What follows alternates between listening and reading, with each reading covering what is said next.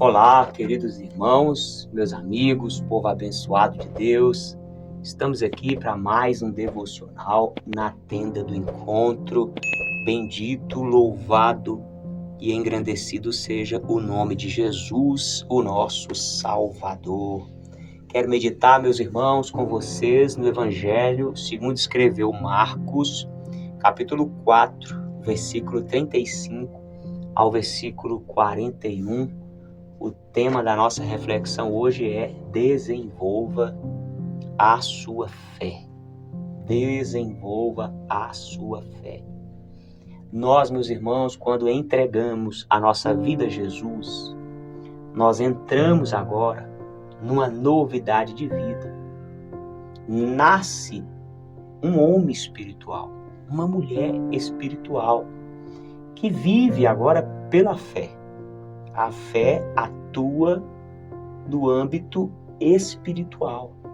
Então, na medida que eu cresço em Deus, significa que eu cresço e desenvolvo no ambiente da fé, no ambiente espiritual, naquilo onde Deus estabeleceu o seu reino, o seu governo, é no âmbito espiritual, e nós precisamos amadurecer essa nova identidade, amadurecer essa nova mentalidade e nos posicionarmos à altura daquilo que o nosso espírito tem aprendido do reino espiritual.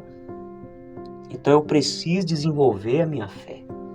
Eu preciso agora ser intencional em me aproximar de Deus, em viver os princípios da palavra de Deus, em conhecer a palavra de Deus, para que eu tenha a minha fé cada dia mais crescente, fortalecida, viva e operante. Nós vamos entender isso aqui. É a nossa fé que faz as maravilhas de Deus acontecerem em nós e através de nós. Então eu preciso desenvolver a minha fé, entendendo que Deus já me deu fé, mas eu preciso desenvolver. E para eu desenvolver a minha fé, eu preciso me desprender do natural. Eu preciso me desapegar do natural, do normal, para entrar nesse ambiente do sobrenatural, do espiritual. É por meio da fé que nós vamos agradando a Deus. Sem fé é impossível agradar a Deus, e é por meio da fé que nós vamos materializando o sobrenatural de Deus. Abraão e Sara, aquele casal, não poderiam ter filhos, não podiam ter filhos. Sara era estéril.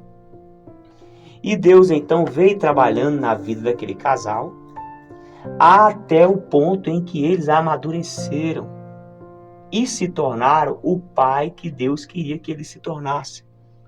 Então isso demorou 25 anos. Deus poderia fazer aquela criança nascer com 1 mês, com 2 meses. A ordem natural é 9 meses. O próprio Cristo, gerado do Espírito Santo, com 9 meses, ele nasceu. Deus poderia muito bem ter feito a Sara ter ali o Isaac muito antes desses 25 anos. Mas Abraão e Sara, eles precisavam amadurecer, desenvolver na sua fé, na sua espiritualidade, que está totalmente ligada a um cumprimento de um propósito.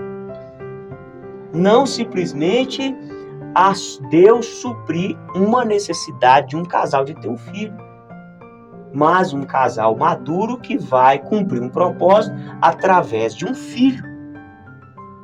Isso é maravilhoso, meus irmãos, porque Deus tem um propósito nas nossas vidas. E é o propósito que tem que prevalecer. Não é a nossa carência, não é a nossa vaidade, não é a nossa inveja. A gente fica querendo o que é do outro. Mas Deus já tem um propósito específico para cada um de nós, e nós precisamos desenvolver a nossa fé para vivermos o propósito que Deus tem para nós. E assim o nome de Deus é glorificado, e nós experimentamos o sobrenatural de Deus. cada dia mais. Olha o que diz então a passagem aqui. Naquele dia, sendo já tarde, Jesus disse aos discípulos, propósito, Deus falando, Jesus falando, ou seja, um propósito para os discípulos. Qual que era o propósito?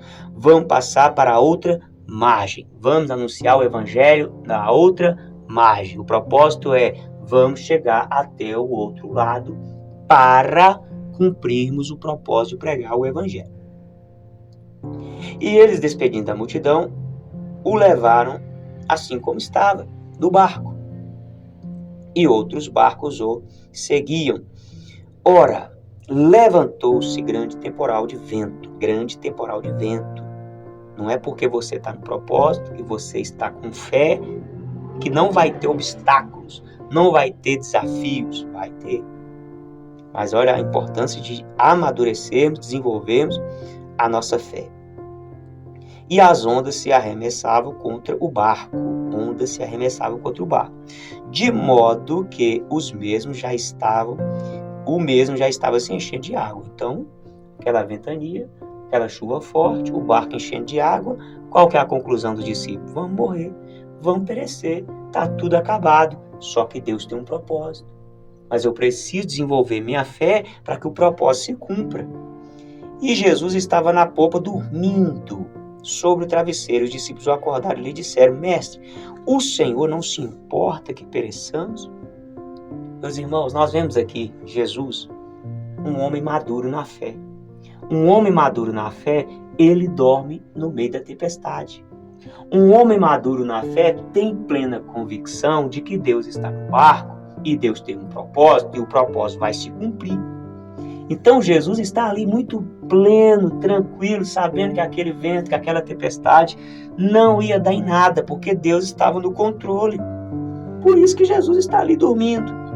Mas os discípulos que não estavam com a sua fé desenvolvida, amadurecida, desesperaram diante do desafio. Desesperaram diante do obstáculo. Então eles vão gritar a Jesus, Senhor, não se importa que pereçamos? É o correto ficar assim, meu irmão, por qualquer coisinha, desesperado, clamando Jesus? Não. Mas se essa é a fé, então que assim seja, fica clamando o tempo todo, porque Jesus vai repreender os discípulos.